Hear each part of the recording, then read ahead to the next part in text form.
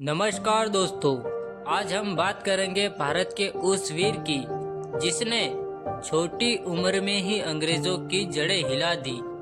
उस वीर का नाम है धरती आबा बिरसा मुंडा।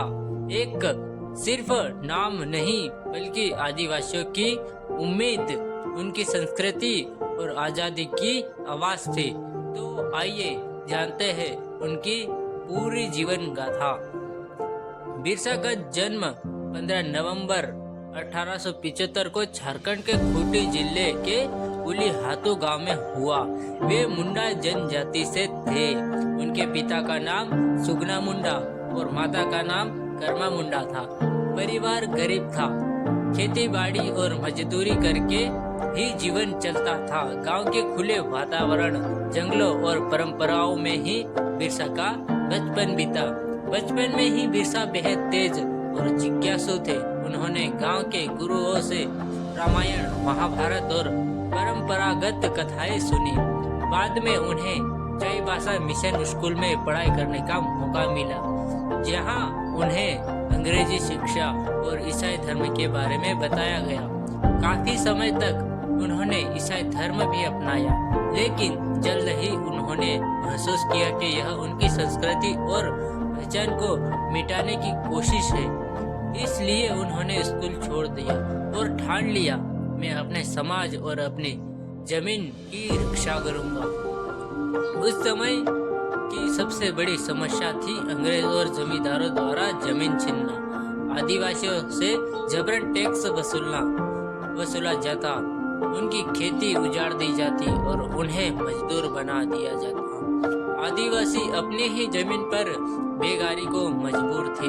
बिरसा ने यह सब अपनी आंखों से देखा और उनके मन में गुस्सा भर गया। धीरे धीरे बिरसा ने ये आदिवासियों को एकजुट करना शुरू किया।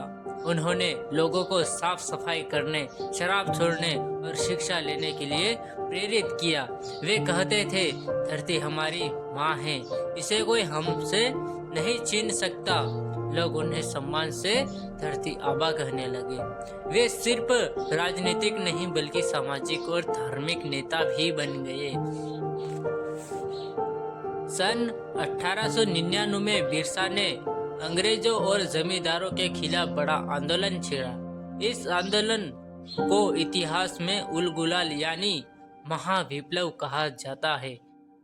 इसमें हजारों आदिवासियों ने हिस्सा लिया। उन्होंने नारा दिया, अबुआ देशुम अबुआ राज, मतलब अपना देश अपना राज। इस आंदोलन ने अंग्रेजों की नींव हिला दी। कई जगह अंग्रेजी पुलिस और आदिवासियों के बीच भिड़ंत हुई। हालांकि अंग्रेजों के पास हथियार थे, लेकिन आदिवासी अपनी बहादुरी से लड़ते रहे। अंग्रेज सरकार बिरसा से बेहद डर गई थी। उन्होंने बिरसा को पकड़ने के लिए कई चालें चली।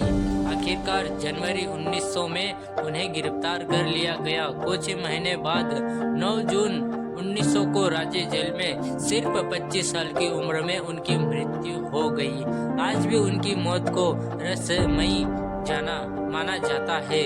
उनकी छोटी उम्र में ही वे शहीद हो गए, लेकिन उनका आंदोलन हमेशा याद रखा जाएगा। बिरसा मुंडा आज भी आदिवासियों के लिए भगवान जैसे माने जाते हैं। उनकी जयंती 15 नवंबर को झारखंड में बड़े धूमधाम से मनाई जाती है। इसी दिन झारखंड राज्य की स्थापना भी हुई। उनके नाम पर विश्वविद्यालय, पार्क, हवाई अड्डे और कई संस्थाएं बनाए गए। वे हमें हमेशा यह सिखाते हैं कि चाहे हालत कितने भी कठिन हो, अगर एकजुट हो तो किसी भी ताकत को चुनौती दे सकते हैं। तो दोस्तों, यह थी धरती आबा बिरसा मुंडा की प्रेरणादायी गाथा। वो सिर्फ एक आदिवासी नेता नहीं थे, बल्कि आजादी और स्वाभिमान के प्रतीक थे।